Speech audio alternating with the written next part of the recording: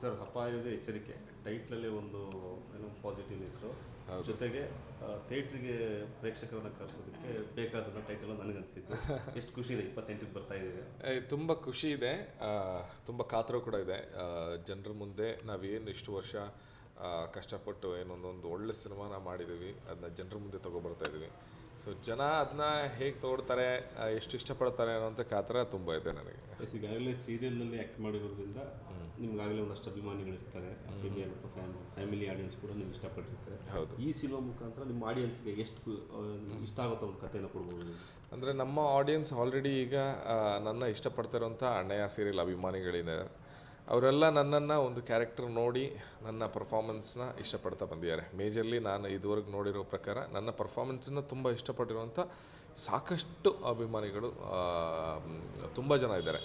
So ಅವರಿಗೆ ನನ್ನ ಇನ್ನೊಂದು ಟೈಪ್ ಆಫ್ ಪರ್ಫಾರ್ಮೆನ್ಸ್, ಅಂದರೆ ಏನು ಕ್ಯಾರೆಕ್ಟರ್ ನಾನು ಮಾಡ್ತಾಯಿದ್ದೀನಿ ಅದಕ್ಕಿಂತ ಕಂಪ್ಲೀಟ್ಲಿ ಹೊರಗಡೆ ಬಂದು ಇನ್ನೊಂದು ಕ್ಯಾರೆಕ್ಟರ್ ಮಾಡುವಂಥ ಒಂದು ಪಾತ್ರ ಇದು. ಆ್ಯಂಡ್ ಡೆಫಿನೆಟ್ಲಿ ಎಲ್ಲರೂ ಕೂಡ ಅದನ್ನು ಕೂಡ ಎಂಜಾಯ್ ಮಾಡ್ತಾರೆ ಅಂತ ನಾನು ಅಂದ್ಕೊಂಡಿದ್ದೀನಿ. ಎಸ್ ಮೇಡಮ್, ಒಂದು ಒಳ್ಳೆ ಕತೆ ಜೊತೆಗೆ ಸಾಕ್ತಾ ಇದ್ದೀರಿ ರಾಧಾ ಅವರು. ಎಷ್ಟು ಖುಷಿ ಇದೆ 28ಕ್ಕೆ ಒಂದು ಒಳ್ಳೆ ಸಿನಿಮಾ ತೆರೆ ಮೇಲೆ ಬರ್ತಾ ಇರೋದು. ತುಂಬ ಖುಷಿ ಇದೆ. ಈ ಒಂದು ಸಿನಿಮಾ ಏನಿದೆ ತುಂಬ ವರ್ಷಗಳಿಂದ ತುಂಬ ಜನಗಳು ಕನಸು ಕಟ್ಟಿದಂಥ ಒಂದು ಪ್ರಾಜೆಕ್ಟ್ ಇದು. ಸೊ ಅದು ಇವಾಗ 28ನೇ ತಾರೀಕು ರಿಲೀಸ್ ಆಗ್ತದೆ ಅಂತ ಬಂದಾಗ ಎಲ್ಲರೂ ಕೂಡ ತುಂಬಾ ಖುಷಿಯಾಗಿದ್ದೀವಿ. ಜೊತೆಗೆ ಒಂದು ನರ್ವಸ್ನೆಸ್ ಕೂಡ ಇದೆ, ಏನಾಗುತ್ತೋ ಏನು ಕತೆನೋ ಅಂತ. ಒಳ್ಳೇದಾಗಬೇಕು ಅಷ್ಟೇ. ತುಂಬ ಹೋಪ್ಸ್ ಇಟ್ಕೊಂಡಿರುವಂತಹ ಪ್ರಾಜೆಕ್ಟ್ ಇದು. ಸೊ ಐ ಹೋಪ್ ಎಲ್ಲರೂ ಕೂಡ ಇಲ್ಲಿವರೆಗೂ ನನಗೆ ಯಾವ ಥರ ನನ್ನ ಸೀರಿಯಲ್ಸಲ್ಲಾಗಲಿ ಸಿನಿಮಾಗಳಲ್ಲಾಗಲಿ ಯಾವ ಥರ ಜನ ನನಗೆ ಸಪೋರ್ಟ್ ಮಾಡಿದ್ರು, ಈ ಒಂದು ಸಿನಿಮಾದಲ್ಲಿ ಕೂಡ ನಮ್ಮೆಲ್ರಿಗೂ ಅದೇ ಸಪೋರ್ಟನ್ನು ಕೊಡ್ತಾರೆ ಅಂತ ನಾನು ಭಾವಿಸ್ತೇನೆ. ಸಾಮಾನ್ಯವಾಗಿ ಇತ್ತೀಚೆಗೆ ಬರೋ ಸಿನಿಮಾಗಳಲ್ಲಿ ಹೀರೋಯಿನ್ ಅಂತಂದಮೇಲೆ ಒಂದೆರಡು ಸಾಂಗ್, ಒಂದು 4 ಮಾರ್ಕ್ಸ್ ಹೋಗುವಂಥದ್ದು ಇರುತ್ತೆ. ಬಟ್ ಈ ಸಿನಿಮಾದಲ್ಲಿ ತಮ್ಮ ಪಾತ್ರ ಅದೆಲ್ಲವಕ್ಕಿಂತ ವಿಭಿನ್ನವಾಗಿ ಕತೆ ಜೊತೆ ಸಾಗುತ್ತಾ ಸಿನಿಮಾ ಎಂಡಿಂದ ಕೊನೆವರೆಗೂ ಇರ್ತೀರಾ ಅನ್ನೋ? ಇಲ್ಲ, ಸಿನಿಮಾ ಬಂದು ಸ್ಟಾರ್ಟಿಂಗಲ್ಲಿ ನನ್ನ ಪೋರ್ಷನ್ಸ್ ಬರುತ್ತೆ, ಸೆಕೆಂಡ್ ಹಾಫ್ ಬಂದು ಕಾಡಿನ ಜೊತೆ ಇರುತ್ತೆ. ಸೊ ನನ್ನ ಪೋರ್ಷನ್ಸ್ ಅಷ್ಟಾಗಿ ಕಾಡಲ್ಲಿ ಇಲ್ಲ. ಸೊ ನಾನು ಏನು ಸಿಟಿ ಸೈಡ್ ಏನು ಬರುತ್ತೆ ಆ ಸೈಡ್ ಮಾತ್ರ ಇದ್ದೀನಿ. ಆ್ಯಂಡ್ ಇಲ್ಲಿವರೆಗೂ ಮಾಡಿದಂಥ ಪಾತ್ರಗಳಲ್ಲಿ ಇದು ಸ್ವಲ್ಪ ವಿಭಿನ್ನವಾದ ಪಾತ್ರನೇ. ನನ್ನ ಒರಿಜಿನಲ್ ಕ್ಯಾರೆಕ್ಟರ್ಗೂ ಈ ಒಂದು ಪಾತ್ರಕ್ಕೂ ಏನು ಅಷ್ಟೊಂದು ಡಿಫ್ರೆನ್ಸ್ ಇಲ್ಲ. ಸೊ ಚೆನ್ನಾಗಿ ಮೂಡ್ ಬಂದಿದೆ ಸರ್. ಇನ್ನೊಂದೇನೆಂದರೆ ಒಂದೊಳ್ಳೆ ಸಸ್ಪೆನ್ಸ್ ಸಿನಿಮಾವನ್ನು ಕೊಟ್ಟು ಜನರಿಗೆ ಎಕ್ಸೈಟ್ ಮಾಡೋದಿದೆಯಲ್ಲ, it's a task. Commercial cinema ಇಟ್ಕೊಂಡು 4 ಫೈಟು 3 ಸಾಂಗ್ ಹಾಕ್ಬಿಟ್ಟು ಒಂದು ಎಲ್ರಿಗೂ ಇಷ್ಟ ಆಗೋ ಡೈಲಾಗ್ಗಳನ್ನ ಹೇಳಿಸಿ 2.5 ಗಂಟೆ ಕಳಿಸೋದು ತುಂಬ ಈಸಿ ವಿಚಾರ. ಅದು ಸಸ್ಪೆನ್ಸು ಥ್ರಿಲ್ ಇಟ್ಬಿಟ್ಟು ಅದ್ರಲ್ಲಿ ಮತ್ತೊಂದಷ್ಟು ಕಾಮಿಡಿ, ಹೀರೋಗಳೇ ಕಾಮಿಡಿ ಮಾಡ್ಕೊಂಡು ಈಗಾಗಲೇ ರಿಲೀಸ್ ಆಗಿರೋ ಟ್ರೈಲರ್ ನೋಡಿ ಹೇಳ್ತಿರೋದು ಅದು ಮೆಚ್ಚೋದು ಕಷ್ಟ. ಇವತ್ತಿನ ಆಡಿಯನ್ಸ್ ತುಂಬ ಅಡ್ವಾನ್ಸ್ ಇದೆ.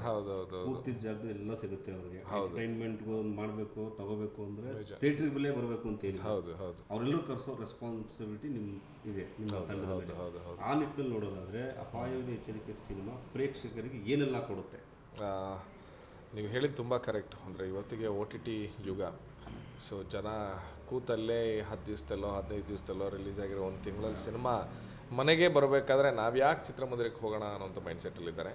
ಬಟ್ ಆದರೂ ಕೂಡ ನೀವು ನೋಡಿ, ಎಲ್ಲೋ ಮಧ್ಯೆಯಲ್ಲಿ ಒಂದೊಂದು ಸಿನಿಮಾಗೆ ಜನ ನುಗ್ಗಿ ಹೋಗ್ತಾರೆ, ಜನ ಸೇರ್ತಾರೆ. ಏನಕ್ಕೆ ಸೇರ್ತಾರೆ?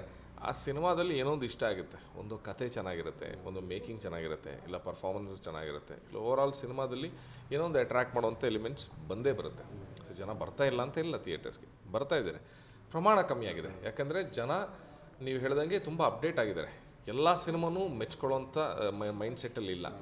ಜನ ನೋಡಿ ಒಂದಷ್ಟು ಈಗ ಮಲಯಾಳಂ ಸಿನಿಮಾಗಳು ಆಗಲಿ, ಒಂದಷ್ಟು ಇಂಟೆಲೆಕ್ಟ್ ಸಿನಿಮಾಗಳು, ಒಂದಷ್ಟು ಕಂಟೆಂಟ್ ಸಿನಿಮಾಗಳು ಬಂದಾಗ ಒಂದಷ್ಟು ಜನ ಮಾತಾಡ್ತೀವಿ, ಆ ಥರ ಸಿನಿಮಾ ಬಂತಂತೆ, ಈ ಥರ ಸಿನಿಮಾ ಬಂತು. ನಮ್ಮ ಸಿನಿಮಾ ಕೂಡ ಆ ಸಾಲಿಗೆ ಸೇರುತ್ತೆ ಅನ್ನುವಂಥ ನಂಬಿಕೆ ನಮಗಿದೆ. ಯಾಕಂದರೆ ತುಂಬ ಒಳ್ಳೆಯ ಕಥೆಯನ್ನು ಇಟ್ಕೊಂಡು, ಒಳ್ಳೆಯ ಕಂಟೆಂಟ್ನ ಇಟ್ಕೊಂಡು, ಒಂದು ಅಚ್ಚುಕಟ್ಟಾಗಿ ಒಂದು ಫ್ರೇಮ್ ವರ್ಕ್ ಒಳಗಡೆ ಹೇಗೆ ಮಾಡಬೇಕು ಆ ಥರ ಒಂದು ಸಿನಿಮಾ ಆಗಿದೆ. ಆ್ಯಂಡ್ ಡೆಫಿನೆಟ್ಲಿ ಜನ ಚೆನ್ನಾಗಿದೆ ಅನ್ನೋಂಥ ವರ್ಡ್ ಆಫ್ ಮೌತ್ ಬಂದಾಗ 100% ಜನ ಥಿಯೇಟ್ರಿಗೆ ಬಂದೇ ಬರ್ತಾರೆ ಅನ್ನೋಂಥ ನಂಬಿಕೆ ಇದೆ. ಸೊ ಸಿನಿಮಾದಲ್ಲಿ ಒಂದಷ್ಟು ಹಾರರ್ ಇವೆಂಟ್ಗಳು ಕಾಣಿಸ್ತಿರೋದು, ದಟ್ಟ ಕಾಡಲ್ಲಿ ಮಾಡೋದು, ಜೊತೆಗೆ ನನಗೆ ಕೆಳದಿ ಅರಸರ ಸಂಬಂಧಪಟ್ಟಂಗೆ ಅದು ಒಂದು ಲೈನ್ ನಿರ್ದೇಶಕರ ಈ ಒಂದು ಏನು ಕೆದಕೋದು ಅಂತಾರಲ್ಲ ಕಥೆ, ಆ ಒಂದು ಕೆಲಸಕ್ಕೆ ಎಷ್ಟು ಮಾರ್ಕ್ಸ್ ಕೊಡ್ತಿದ್ದೀವಿ? ಖಂಡಿತಲ್ಲೂ 10 on 10. ಏನಕ್ಕೆಂದರೆ ನನಗೆ ಚಿಕ್ಕ ವಯಸ್ಸಿಂದನೂ ನಾನು ಭಾಳ ಕತೆಗಳ ಪ್ರೇಮಿ. ನಾನು ಒಬ್ಬ ಕತೆಗಾರ. ನಾನು ಕೂಡ ನನಗೆ ಕತೆ ಹೇಳೋದು ಬರೆಯೋದು ಭಾಳ ಹುಚ್ಚು. ಚಿಕ್ಕ ವಯಸ್ಸಿಂದ ತುಂಬ ಅಜ್ಜಿ ಕತೆ ಅಜ್ಜನ ಕತೆಗಳನ್ನ ಕೇಳ್ಕೊಬಂದವನು. ಈ ಕಥೆನ ಓದಬೇಕಾದ್ರೂ ನನಗೆ ಅದೊಂದು ಫೀಲ್ ಬಂತು. ಆದರೆ ಅದೇ ಇಂಪಾರ್ಟೆಂಟ್. ಒಂದು ಕಥೆಯನ್ನು ನಾವು ಓದ್ತಾ ಇರಬೇಕಾದ್ರೆ ನಮಗೆ ರಿಲೇಟ್ ಮಾಡ್ಕೊಳಕ್ಕೆ ಆಗಬೇಕು. ನಾವು ಕೇಳಿರೋ ಹಳೆ ರಾಜರ ಕಥೆನೋ, ನಮ್ಮ ಊರಿನ ಕಥೆನೋ, ಈ ಜಾಗ ಯಾಕೆ ಬಂತು, ಇಲ್ಲಿ ರಾಜರು ಹೆಂಗೆ ಬಂದರು, ಇದೊಂದು ದೇವಸ್ಥಾನ ಬಂತು, ಈ ದೇವಸ್ಥಾನಕ್ಕೆ ಯಾಕೆ ಬಂತು, ಇಲ್ಲೊಂದು ಆಚರಣೆ ಇದೆ, ಆಚರಣೆ ಯಾಕೆ, ಇಲ್ಲೊಂದು ಕಲ್ಲಿಗೆ ಒಂದು ಪೂಜೆ ಆಗ್ತಾಯಿದೆ, ಅದು ಏನಕ್ಕೆ, ಯಾವಾಗ ಶುರು ಆಯಿತು ಅನ್ನೋಂಥದ್ದು ಅಜ್ಜಿ ಕಥೆಗಳು, ಊಹಾಪೋಹಗಳು, ಅಂತೆ ಕಂತೆಗಳು. ಅದರ ಮಧ್ಯೆಯಲ್ಲಿ ಎಷ್ಟೋ ಸತ್ಯಗಳಿರುತ್ತೆ, ಎಷ್ಟೋ ಕಾಲ್ಪನಿಕವಾದ ಸಬ್ಜೆಕ್ಟ್ಗಳಿರುತ್ತೆ. ಇದೇ ಕಥೆಗಳಲ್ಲ ಸರ್. ಇಂಥ ಕಥೆಗಳೇ ನಮಗೆಲ್ಲ ನಾಟಿದ್ದು. ನಾವು ಚಿಕ್ಕ ವಯಸ್ಸಲ್ಲೆಲ್ಲ ಕೇಳಿರುವಂಥ ಅದೇ ಥರದೊಂದು ಕಥೆಯನ್ನು ವಿಜುವಲಿ ಜನರ ಮುಂದೆ ತೊಗೊಬರ್ತಾ ಇದ್ದೀವಿ ನಾವು. ಸರ್, ಇದು 28ಕ್ಕೆ ಬರ್ತಾ ಇದ್ದೀವಿ. ಧಾರಾವಾಹಿ ಮೂಲಕ, ನಿಮ್ಮ ಅಣ್ಣಯ್ಯ ಸೀರಿಯಲ್ ಮೂಲಕ ಒಂದಷ್ಟು ಜನ ಅಭಿಮಾನಿಗಳಿದ್ದಾರೆ. ಥಿಯೇಟ್ರಿಗೆ TV5 ಮೂಲಕ ಯಾವ ರೀತಿ ಕರಿತೀರಿ? ಸಿನಿಮಾ ನೋಡೋದಕ್ಕೆ ಕರಿಬೋದು TV5? ಎಲ್ಲ ಪ್ರೇಕ್ಷಕ ಪ್ರಭುಗಳಿಗೆ, ಎಲ್ಲ ಅಭಿಮಾನಿ ದೇವರುಗಳಿಗೆ ನಮಸ್ಕಾರಗಳು. ಆ್ಯಂಡ್ ಖಂಡಿತವಾಗ್ಲೂ ನನಗೆ ಗೊತ್ತು, ನೀವು ನನಗೆ ತುಂಬಾ ಸಪೋರ್ಟ್ ಮಾಡಿದ್ದೀರಾ. ಅದು ಅಣ್ಣಯ್ಯ ಧಾರಾವಾಹಿಲಂತೂ ನೀವು ತೋರಿಸಿರುವಂಥ ಪ್ರೀತಿಗೆ ನಾನು ಯಾವಾಗಲೂ ಚಿರಋಣಿ. ಯಾಕಂದರೆ ಈಗಲೂ ಕೂಡ ಎಲ್ಲೇ ಹೋದರೂ ಅಷ್ಟು ಪ್ರೀತಿನ ತೋರಿಸ್ತಾ ಇದ್ದೀರಾ. ಈಗ ಅಪಾಯದ ಎಚ್ಚರಿಕೆನಂತ ಒಳ್ಳೆ ಸಿನಿಮಾವನ್ನು ನಿಮಗೆ ತೊಗೊಂಬರ್ತಾ ಇದ್ದೀವಿ. ಒಳ್ಳೆ ಕಂಟೆಂಟು, ಒಳ್ಳೆ ಪರ್ಫಾರ್ಮೆನ್ಸು, ಒಳ್ಳೆಯ ಒಂದು ಎಕ್ಸ್ಪೀರಿಯೆನ್ಸನ್ನು ಕೊಡೋವಂಥ ಸಿನಿಮಾ. ಖಂಡಿತವಾಗ್ಲೂ ನಿಮಗೆ ನಿರಾಶೆಯನ್ನಂತೂ ಈ ಸಿನಿಮಾ ಮಾಡೋದಿಲ್ಲ. ಸೊ ನನಗೇನು ಬೆಂಬಲ ನೀವು ಅಣ್ಣಯ್ಯಗೆ ಕೊಡ್ತಾ ಬಂದಿದ್ದೀರಾ, ಈ ಸಿನಿಮಾಗೆ ಕೊಡಿ, ಮುಂದೆ ಮಾಡುವಂಥೆಲ್ಲ ಪ್ರಾಜೆಕ್ಟ್ಗಳಿಗೆ ಕೊಡಿ, ಜೊತೆಗೆ ನಿಲ್ತೀರಾ ಅನ್ನೋವಂಥ ನಂಬಿಕೆ ನನಗಿದೆ. ದಯವಿಟ್ಟು 28ಕ್ಕೆ ಚಿತ್ರಮಂದಿರಕ್ಕೆ ಹೋಗಿ ಸಿನಿಮಾವನ್ನು ನೋಡಿ. ಎಲ್ರಿಗೂ ಸ್ವಾಗತ.